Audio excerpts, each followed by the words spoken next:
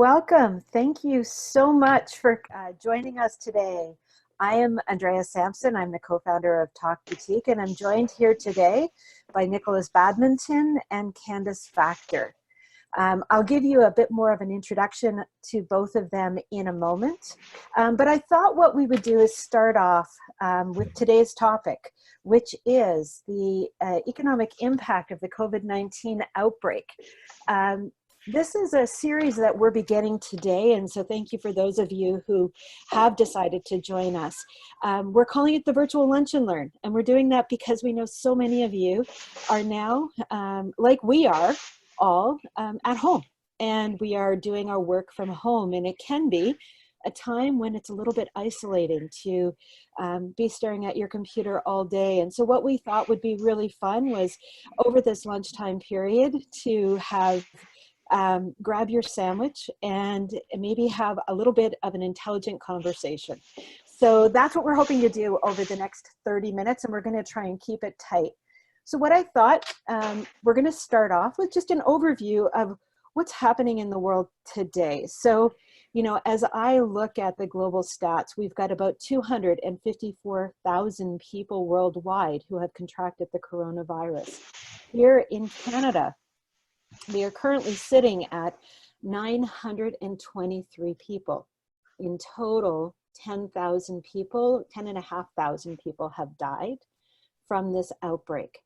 The outbreak has touched 163 countries worldwide, and we are seeing the daily cases ramp up quite dramatically, with yesterday's cases coming in at 27, almost 28,000, and today we currently are at 12,000. This is a serious time for all of us, and in many cases, in many ways, it is unprecedented. None of us have experienced the type of pausing that this pandemic is having us all realize.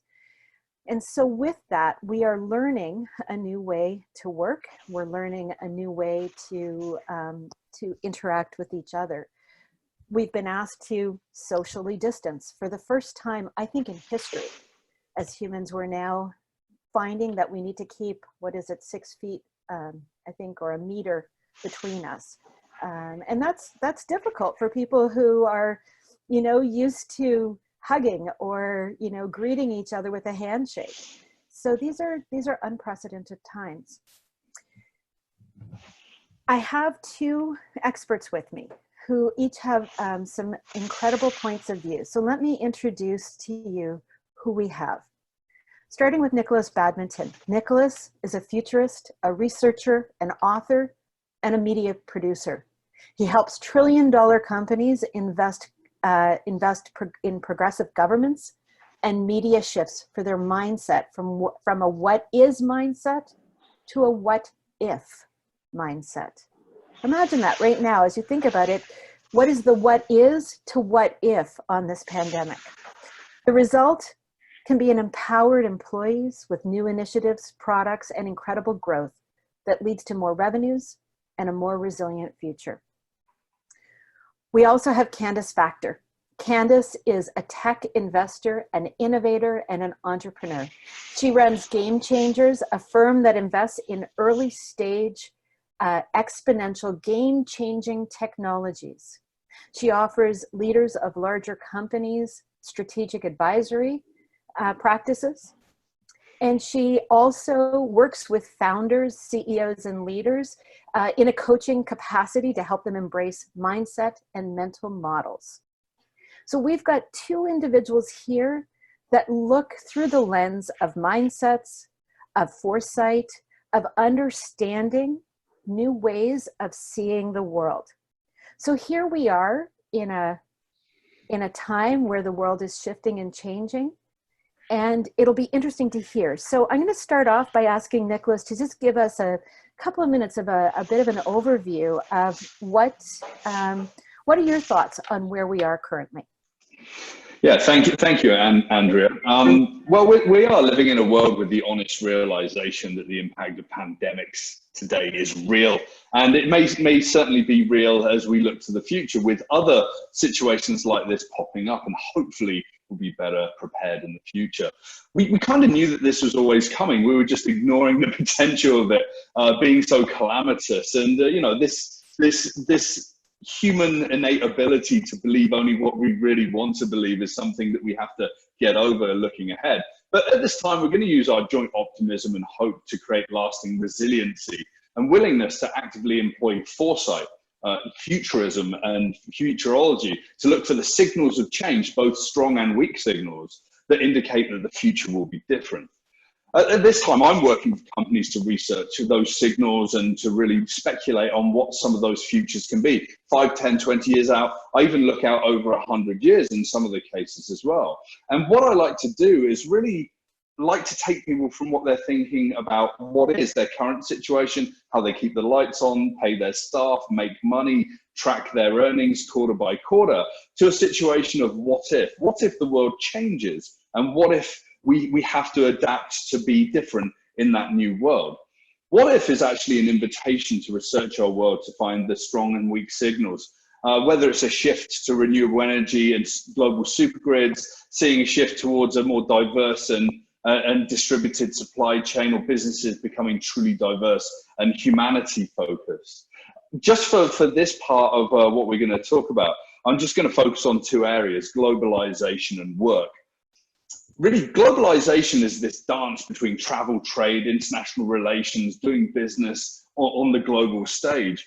It's actually a positive force for bringing humanity together, where so many things have created borders and stresses and geopolitics that are really quite difficult to overcome sometimes.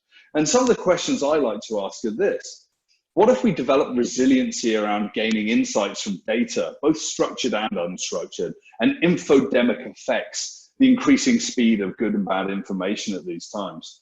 You know, we can seek truth and validity of insight in our businesses. We can apply that in new ways to our strategic thinking, and to do risk analysis using the future, that 5, 10, 20 years plus, as an anchor for asking ourselves, you know, how does that affect us today? What does our company, what does our government, education, institution, or whatever look like in that future? And how does that play out when we actually do think about strategic thinking, investments, and the such like today? You know, and the second one within that is, what if we reduce resiliency on fossil fuels and move towards world power by renewables more quickly? We've seen oil tanking, you know, pardon the pun, but it's really, really not going to be a good world for fossil fuels going ahead. And I think this is part of a reckoning that's come a lot more quickly than a lot of actually hope to see. You know, electrification of infrastructure, real-time cross-border energy supply in supergrids, the shift to utilities versus value in energy divination itself is actually going to be this part of this new world, I think. What if we diversify our supply chain and create more diverse and sustainable supply of goods? We're at a time where we've looked to China for so much of what we've needed from an electronics perspective and a goods perspective. And I like to look at some of the world leaders like IKEA and their new ways of looking at using a new method of supply chain management in a sustainable way. It's called iWay, and they manage 1,800 suppliers across 50 countries. And they've got 42 trading offices around the world that put humans first. In fact, some of their guiding principles is to put the child first. And I find that hugely inspirational, to try and reduce the ecological impact of shifting goods around the world, to try and empower people across multiple countries to create that resiliency. I think that's really interesting as well. And then I think the final piece within globalization that I'm looking at right now is, what if global travel reduces and border security increases as well? It's clear that the nature of travel is going to change, and from a cost and availability perspective, you know, we're going to see airlines just going out of business, reducing routes. It's going to take a while to get that speed back up, certainly in the short term. And the nature of leisure travel is going to be affected for quite some time, maybe like 2 to 3 years before it really starts bouncing back. Yes, we're going to see ourselves in a recession, but really we're going to see a lot of trepidation about stepping outside of our country's boundaries to go traveling. This is actually quite good from a domestic travel perspective, though. So I think that we're going to see people traveling within their borders a lot more. So there is hope to keep that tourism dollar alive, as work. The second thing that I look at beyond globalization is work. This is the backbone of much of society, a reason to wake up in the morning and a counterpart to our family lives. Whilst work isn't everything, it certainly bites into a certainly large number of hours in a day. What if we move to a more remote and no contact world of work? And this is exactly what we're doing right now. I mean, doing these kinds of sessions, and you'll probably be doing working sessions as well, trying to keep the lights on and really keep everyone connected and to work differently. But I actually think that we're going to move to a mode of like no contact interface in it. And that transition to that world is going to mean that video conferencing, voice, camera-based communications is going to be key to a new world that's actually going to be embraced from this point forward. I think the hybridization of people in the office and people remote is going to be standard from this point forward. I also think that eventually, probably 3 to 5 years down the line, when hardware gets cheap enough, augmented reality, I think virtual reality is going to play a part in this as well. And there's a lot of money being pushed into that in many large and small companies to try and work out how we can have, you know, holographic presence in places and bring people together in a new way where you feel a physical presence, because that physical presence is incredibly important to come together as well. But on the flip side of that, we need to make sure that our mental and physical health is good. There's no point having thousands of people working from home. They don't see another human for 8, 9 hours a day.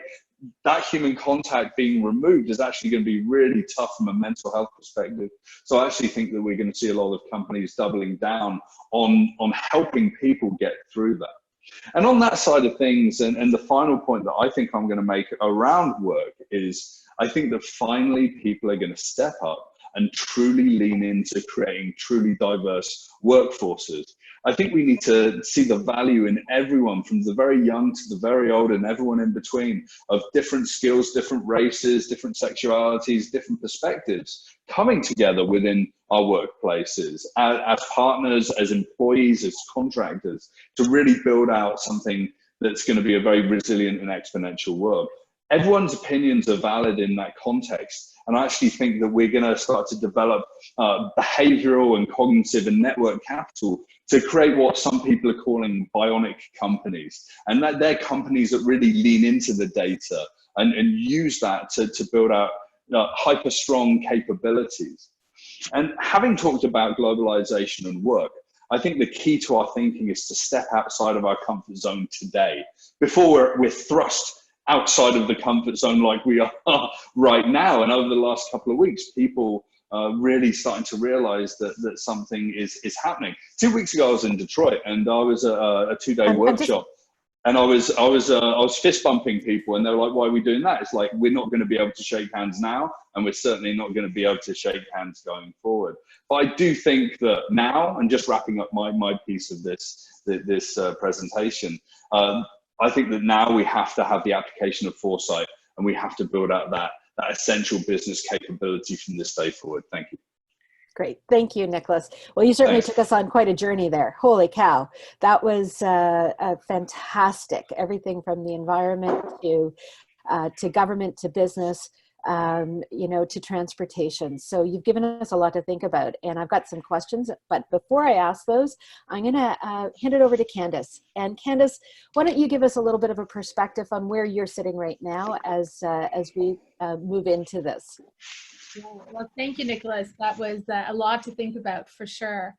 I've actually, you know, just super aware of how much information is coming at people right now. And what I'm really interested in is actually, how do you filter all of it, right? How do you actually be grounded in understanding how to make sense of these times? And so one of the things I'm very passionate about is really bringing things back to first principles. And what first principle thinking is what are the fundamental truths that we actually can't argue with? And I think that's really important for people in times where there is so much uncertainty, overwhelm, chaos, information fire hoses, because having a really good sense of just of information is critical to kind of assess the situation. And so, you know, I think from a first principle perspective, I don't think any of us can argue that exponential math exists in real life. And it's very interesting, as somebody who has been a part of the tech community and really both an operator and investor in something what I call network effect startups, you know, a lot of technology companies are based on this exponential map of scale. And so, you know, we're used to it in a positive context of how quickly did Uber grow and Airbnb and Facebook. And now we're actually seeing it in real life as it relates to this virus, how exponential math works. I think the second fundamental truth and first principle that we are all really grappling with for the first time in history of certainly our lives is this idea that we are all required to flatten this curve. And, you know, it's the group is being affected, right? As opposed to the individual only. And the only thing to do with what we know today is to flatten the curve in order to avoid an epidemic. And I think, you know, this one for people is going to have a lot of follow-on effects, especially as it relates to, as Nikolas said, our well-being and our economy, you know. And, you know, the third principle that I think is equally as relevant as it relates to our well-being and economy is the fact that the world is truly an interconnected, dynamic, and complex system that is more that is more connected than we ever dreamed possible, I guess. And you know, this fact alone, I think, is causing us to really evaluate not just our intentions as companies, but the impact that we have. And so, from an economy perspective, I think it would be.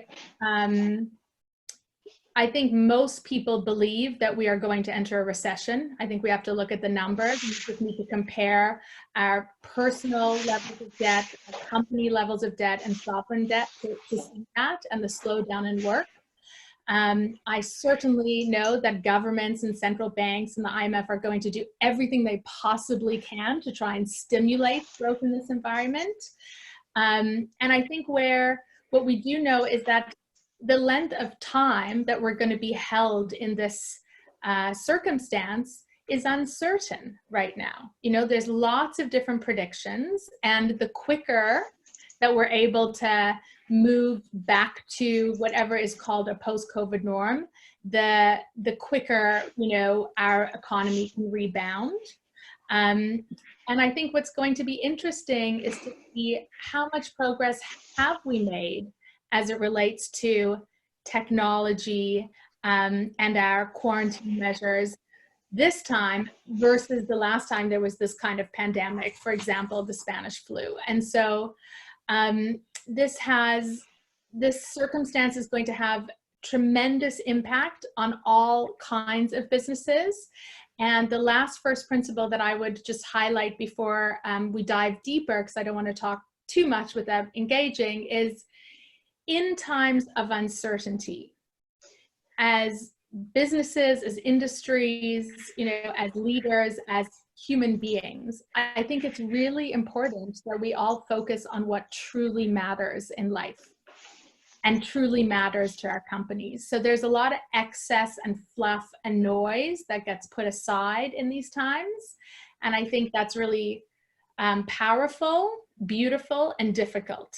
All of those, but you know, there's some very big ramifications for the way we live post-COVID. Thank you, Candice. You know, I heard you, you know, using the term, you know, sort of going back to the post-COVID or the pre-COVID world, and I'm left wondering, first of all, can we ever go back? You know, as I look forward, and certainly in much of the reading that I've been doing, what I've seen is that many people are beginning to imagine that we're going to see not just these types, this pandemic, but these types of world impactful events happening on a more frequent basis. And so have we reached a point where A, we're going to see these types of events happen more often, and B, that as a result, we have a new normal And that recession that both of you have touched on is only the beginning of something. So I'm going to hand it back to Candice to maybe start, and then Nick, we can maybe hear your comments on that as well. So I love the question, and I do believe that there is going to be a pre-COVID and a post-COVID world. I think the post-COVID world for me is one that is much more aware of how uncertain the future is, and also how exponential the future is. So how fast things can happen, how fragile our interconnected, complex, dynamic system is, and how uncertainty is much more realistic than certainty. And so that has a profound impact for the way companies actually run their businesses. Because when you are less certain, right, you are less linear in your planning, you're less control and command, you build more adaptive, responsive, resilient, and agile organizations. And I will say, as somebody who's lived in a variety of different constructs, from, you know, very corporate strategy consulting firm to a corporate innovation and venture arm to a highly adaptive, resilient network effect startup, and, you know, today to seeing, you know, to startups that have tremendous uncertainty, I think the world is going to need to adjust to the reality that it is far more iterative, experimental, and agile as to how we plan at every level in our lives, in our companies, in the world. Thank you, Candice. All right, Nick, hand it to you. So it's kind of interesting. When we feel like we have no control, then we've got this anxiety. So this idea of building some muscles around anticipation and looking for uncertainty is incredibly important. And really, this is what foresight is all around, and looking for those signals of change. And there are weak signals and strong signals. The strong signals that indicated that this was coming was everything from the Spanish flu and SARS and MERS and you know, whilst they were less human transmissible, we could also see that, you know, the companies that had to deal with them, like Singapore, have been able to shut this down in very short order, right? But we can look to like weak signals as well. Some of the smaller things that are happening in the chitter chatter on the streets, and maybe that aren't as glaringly obvious or being shouted about. So the online chatter, press conferences, reporting, it really indicates to me that there's going to be a potential hijacking of this situation for political means afterwards as well, right? So this is kind of the trouble about the world that we live in. You know, it's a capitalistic, politically driven world, mostly, that's kind of forgotten the humanistic sense, but really anticipation, looking for uncertainty, has to be important in all of that. Unfortunately, we're going to see something happen from these weak signals that are showing me that this chatter is going to lead us to have lots more people talking about closing borders, reducing immigration, having a less globalized world, and really having more nationalistic tendencies in certain regards. And I think that that's a political motive for certain people and parties. And I don't hold that view. And I think that the majority of people in the world don't, but it's incredibly dangerous as fuel to the fire. But really, this is how I'm thinking about the world and anticipating what's going to come next. And I think that anticipation is going to be one of those capabilities that's going to be very, very seriously taken on by companies at the board level and down. Thank you. Really interesting perspectives from both of you. And as I'm watching the questions pop up, there's a question that keeps coming up that I think it's important that we address. And that is the question around the impact, or, you know, given the fact that we are looking at some pretty tough, probably economic times over the next little while, as we navigate this place we've never been before. The reality is work has slowed down. It's had to. We've got businesses closed everywhere. We have hourly workers who are now not working at all. And the reality is that they're, you know, where do they go? How do they continue to survive? And even as we look at the gig economy, which has contributed so much to our economy over the past 3 to 5 years, these workers are also finding themselves in a bit of a tough situation. So the question is around universal basic income. Is this something that we can expect to hear a lot about? And is it something that either of you see some realism happening in the next 12 to 18 months? Nick, I'm going to hand it to you because I think this is a nice foresight question. Yeah, absolutely. What's quite interesting is that from 1974 to 1979 in Dauphin, Manitoba, they actually ran a program called Mincome, which was exactly around universal basic income. And they actually found that people ended up working harder, they were healthier, they were happier. They actually closed that program because the government changed at that time and they didn't like the political ramifications of giving money away on a wide scale. Do I think that universal basic income is a good idea? Absolutely. I think that for the people that really need to have more than a social security system and a more guaranteed way of having money coming in, I think that it's essential. And I think that we just need to balance that out and really work out, you know, who are the people that really need it the most? So there will be a tiered system. You know, people that earn enough money probably won't get that guaranteed income because they don't need it as much as other people. So I think that this is some of the struggles politically that people are having with it. But we've just seen down in the States, it's like, let's give $1,000 to every American. Well, at these times, it's coming a little bit too late. We have to be very proactive about stepping up and doing something differently. Great. Candice, please step in. Yeah, no, absolutely. So it's very interesting for me. I'm an immigrant to Canada. I came here in '92. And one of the reasons my parents chose Canada specifically as opposed to the US was because of the way Canada, you know, cares for its people, right? Healthcare, education, a social safety net that, you know, the US has not provided to this, certainly in the last many decades.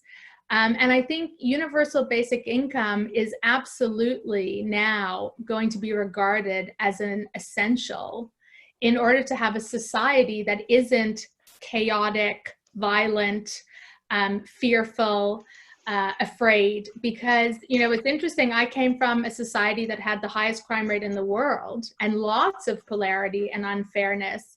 And it was a very violent, angry, and challenging society to live in, because when people's basic human needs are not met, it's a Maslow pyramid of needs, it is very, very hard for the society to actualize.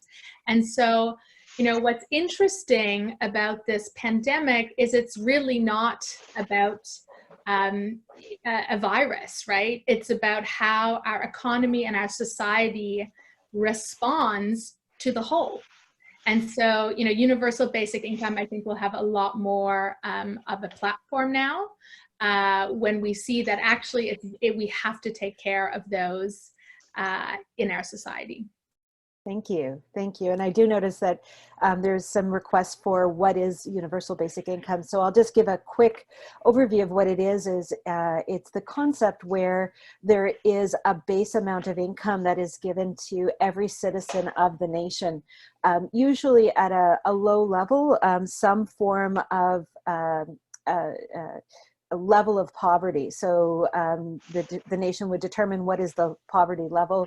The universal basic income would get the populace to at least that level, and then allow for them to go over and above that. So money is given from the government to every citizen. Now there's many different models. That's just a very basic overview. And as Nikolas said, you know, I think one of the things that we're going to start to see, because governments, in fact, as I've been reading, are studying deeper and deeper on this, is not necessarily universal, but at need. And so this is different from what we might know to be the social programs today, but where this does provide a base set of living for, or a base standard of living for the population. I do notice we're right at 1 o'clock, and I don't want to keep everybody too long because I do know everybody has busy days, even as we're working from home. So I hope you have enjoyed this, and please, we're going to send out a survey and ask you your thoughts on this. I ask you to please let us know. We'd like to do this on at least a weekly basis. We may do it a little bit more often if you would like for us to do it. I want to thank our two guests, Nikolas and Candice. You have both brought so much enlightenment today, and I would love to reserve the right to ask both of you back at another time. This has been fantastic. So thank you so much for being here, and please make sure that you get your questions into us, and if there's anything that you want to hear from either Nikolas or Candice, they are both available, and I'm sure would be happy to work further with any of you. So thank you again, and I'm going to sign off there. Have a good rest of your day, everyone, and a good weekend. Thank you. Take care. Take care. Bye now. Bye.